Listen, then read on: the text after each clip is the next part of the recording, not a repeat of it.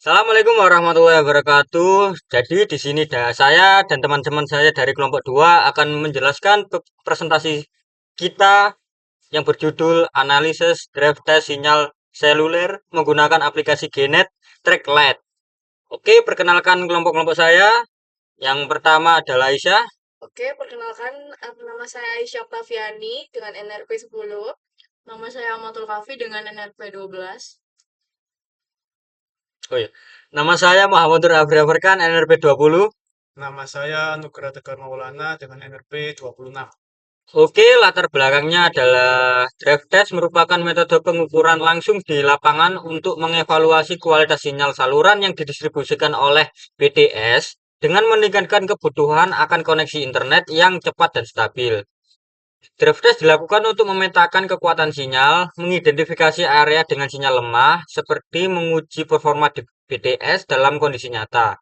Performa ini menggunakan aplikasi seperti GNetTrack Lite dan dilakukan dengan kendaraan yang bergerak melalui area cakupan BTS, memungkinkan analisis sebaran sinyal secara real time dengan menentukan BTS sebagai acuan dan merancang rute uji yang mengelilinginya. Diperoleh data penting untuk memastikan layanan jaringan saluran beroperasi secara optimal. Oke, tujuannya adalah mengetahui kualitas sinyal secara langsung pada rute yang dilewati. Nomor 2, menganalisis performa BTS yang menjadi acuan di wilayah yang tepat. Nomor 3, mengidentifikasi area dengan kualitas sinyal yang baik dan buruk. Oke, untuk slide selanjutnya, yaitu saya akan menjelaskan beberapa aplikasi atau software yang digunakan dalam pengujian ini. Yang pertama, kita menggunakan Gnet Track Lite. Jadi Gnet Track Lite ini tuh berfungsi untuk mengukur kualitas sinyal seluler secara langsung dari perangkat smartphone. Lalu Open Signal, yaitu untuk melihat lokasi menara BTS terdekat dan informasi sinyal dari provider. Jadi, untuk selanjutnya kita juga menggunakan Google Maps, di mana Google Maps ini tuh digunakan untuk pelacakan rute saat drive test. Lalu kita juga menggunakan Google Earth, di mana Google Earth ini digunakan untuk memvisualisasikan hasil pengukuran pada peta secara lebih detail. Dan terakhir kita menggunakan Microsoft Excel, di mana Microsoft Excel ini kita gunakan untuk mengelola dan menganalisis data SRRP yang diperoleh selama pengujian. Berikut adalah peralatan yang kami gunakan selama pengambilan data. Yang pertama yaitu smartphone Samsung Galaxy A30 dengan aplikasi Gnet Track Lite. Yang kedua itu kartu SIM dengan provider Smartfren. Jadi itu kami gunakan sebagai operator yang diuji selama pengukuran ini ya. Lalu untuk yang ketiga kita drive test menggunakan motor. Jadi untuk metode pengujian ini kami menggunakan kendaraan bermotor untuk melakukan drive test agar bisa menguji kualitas sinyal dari berbagai titik secara mobile. Selanjutnya, melanjutkan penjelasan dari teman saya, yaitu metode pengambilan data. Pertama, kita mencari posisi BTS menggunakan aplikasi OpenSignal. Eh, Nah, terlihat pada video kami menggunakan provider Smartfren, di mana ini akan terhubung dengan BTS yang ada di sekitar lokasi kami. Nah, ini sudah terhubung ya, jadi ini BTS-nya dan ini titik awal kami. Ini untuk sel ID dan LAC-nya. Lalu selanjutnya, kedua kami mengecek BTS secara langsung untuk memastikan keberadaannya. Jadi ini adalah tampak nyata BTS yang terhubung dengan provider kami, seperti pada aplikasi OpenSignal. Terus yang ketiga yaitu membuat rute drive test mengitari BTS yang telah ditentukan. Jadi rutenya itu ada dari ke Putih, ke Gebang Putih, lalu ke Jalan Gebang Lor, ke Jalan Gebang Putih, ke Jalan Putih, Kecamatan Sukolilo, Surabaya. Jadi ini adalah rute kami, ini titik awalnya. Kami berjalan di sini, kembali ke titik awal lagi. Lalu yang keempat yaitu proses drive test. Dimulai menggunakan aplikasi Genetrack, Light, dan kamera. Jadi ini yang kiri menggunakan aplikasi Genetrack Light dan yang kanan menggunakan kamera video untuk tampak nyata rutenya. Nah, terlihat pada video ini ya, pada titik awal sesuai dengan parameter RSRP terlihat titik berwarna biru tua dan biru muda yang menunjukkan kategori kualitas sinyal yang buruk dan cukup buruk. Nah, semakin berjalan, nah ini kan semakin berjalan itu ada kualitas sinyal menjadi cukup baik dan cukup yang ditandai dengan titik berwarna hijau dan kuning. Lalu kita jalan terus, ini kembali buruk lagi. Nah, jalan lagi. Ini kembali cukup baik dan baik. Lalu buruk lagi. Nah, mendekati titik awal tadi kami, itu titik kembali buruk dan cukup buruk.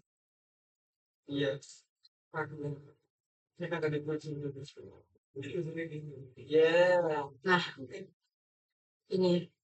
Lalu selanjutnya yaitu data hasil Dartres yang kami dapatkan itu seperti ini. Baik, di sini saya akan melanjutkan pembahasan. Di sini kita akan masuk ke bagian analisa dari hasil datanya ya. Nah, pertama-tama data hasil dari draft test itu yang awalnya tersimpan di HP itu disalin, untuk disimpan ke dalam laptop, yang mana nantinya itu akan diproses untuk analisa hasil datanya.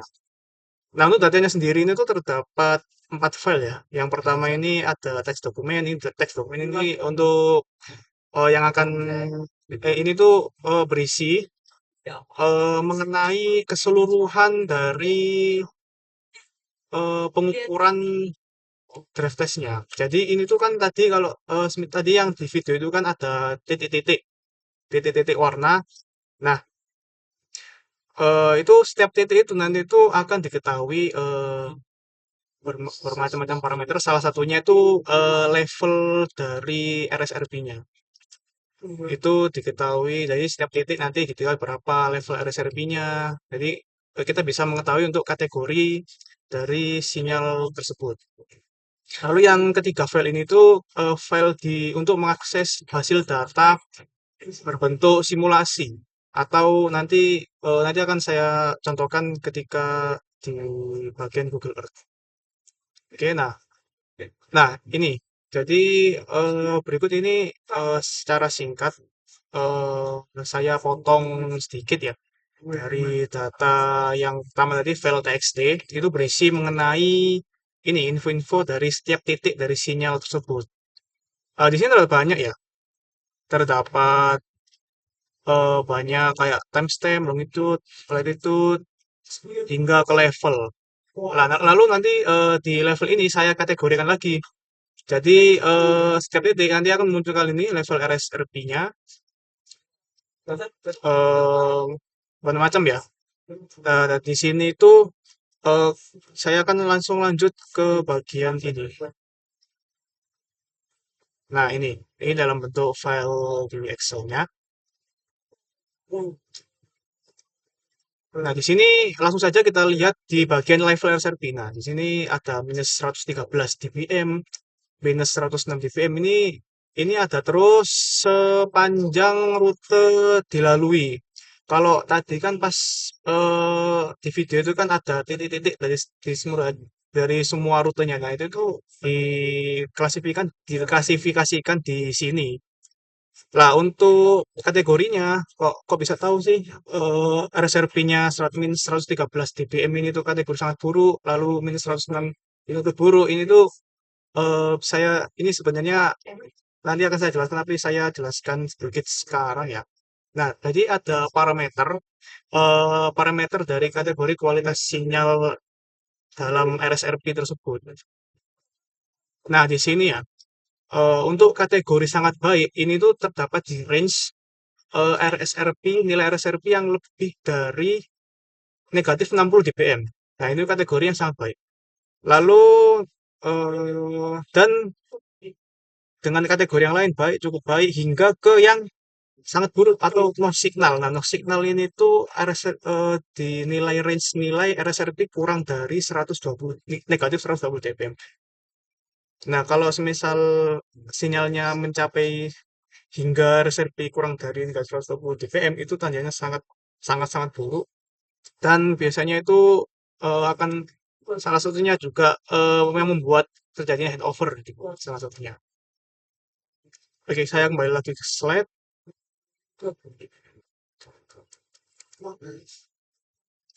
Nah, di sini ya.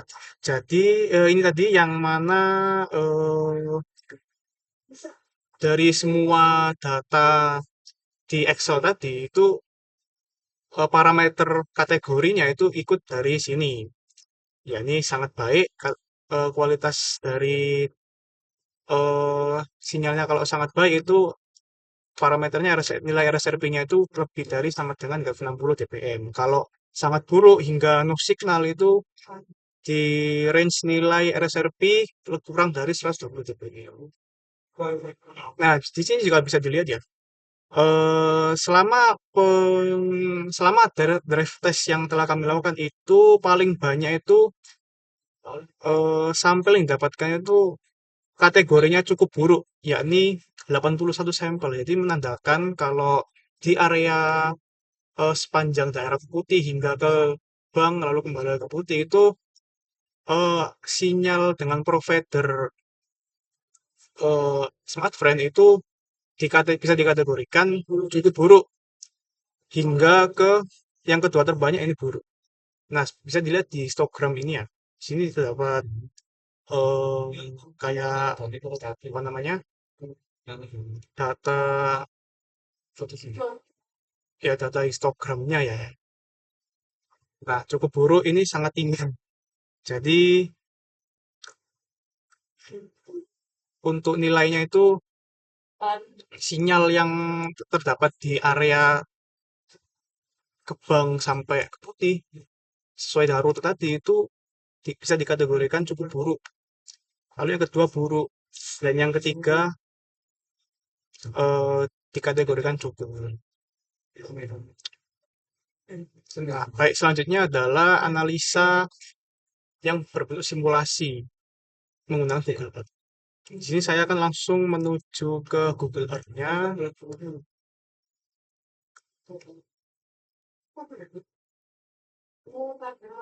Nah, di sini ya. Nah, di sini ketika di zoom out bisa dilihat semuanya. Nah, untuk lokasi awalnya kita di sini ya, untuk pengambilan draft test-nya. Lalu untuk BTS-nya bisa ini kami tandai dalam bentuk antena service provider. Nah, di sini bisa dilihat kalau yang di bagian terdekat dengan BTS ini tuh malahan yang paling dikategorikan buruk atau cukup buruk. Mengapa demikian? Kalau menurut opini saya yang telah saya pelajari sebelumnya, ini tuh jadi ketika posisi dari seluler itu dekat dengan BTS itu tidak menjamin bahwa kualitas dari sinyal yang didapat itu juga bagus. Karena terdapat banyak apa namanya, banyak kategori ya, banyak hal yang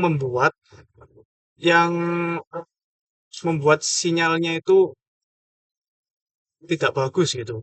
Salah ya, yang pertama itu karena adanya banyaknya traffic yang pengguna di area sini. Jadi semakin banyak traffic yang dari BTS tersebut itu yang terhubung, itu yang membuat kualitas sinyalnya juga menjadi jelek. Lalu juga ada juga Karena adanya interferensi di BTS-nya. Dikarenakan di area BTS, dekat BTS ini itu terdapat banyak gedung. Kayak ada apartemen ini, ada apartemen, lalu di sini juga ada gedung apartemen juga. Nah, di sini tuh terdapat kemungkinan terjadinya interferensi multipad, yang mana adanya sinyal yang memantul itu membuat kualitas sinyalnya juga memburuk gitu. Lalu mengapa kok di bagian yang terjauh ini tuh sinyal lebih baik? Kalau menurut opini saya itu dikarenakan ketika kami melakukan drive test itu kemungkinan kemungkinan besar itu memang terjadi handover. Nah, jadi ketika berada di satu titik ini, sebenarnya contoh ini ya, saya zoom in, ini hijau. Nah, hijau ini menandakan tadi cukup ya kalau hijau. Nah, di sini RSRP-nya bernilai negatif 81 dBm. Nah, ini tuh kemungkinan itu terjadi handover dan BTS tidak di area sini itu kualitasnya lebih baik. Mungkin karena beberapa kondisi. Jadi mengapa kok di area terdekat BTS dari lokasi awal ini tuh cenderung lebih buruk gitu nilainya. Oke, saya kembali lagi ke PPT. Untuk selanjutnya akan dijelaskan oleh rekan saya. Oke, sini saya akan melanjutkan slide setelahnya, yaitu kesimpulannya. Jadi hasil dari pengukuran yang kami lakukan di sekitar BTS Smartfriend, secara keseluruhan kualitas sinyal tergolong cukup buruk. Dengan nilai rata-rata RSRP-nya sebesar minus 95 dBm. Distribusi sinyal itu menunjukkan bahwa sinyal yang baik hanya ditemukan di area yang dekat dengan BTS. Sementara itu, sebagian besar pengukuran menunjukkan sinyal yang buruk, khususnya di area yang lebih jauh dari BTS atau memiliki banyak hambatan, seperti bangunan dan pepohonan. Jadi, faktor utama dari variasi kualitas sinyal ini adalah jarak ke BTS dan interferensi lingkungan. Dari analisis ini, kita bisa memahami sebaran sinyal di wilayah tersebut dan menyadari keterbatasan cakupan BTS, khususnya di area dengan hambatan fisik yang saya sebutkan tadi. Oke, sekian dari kelompok 2. Bila ada salah kata, mohon maaf dan terima kasih. Sekian dari kami. Wassalamualaikum warahmatullahi wabarakatuh.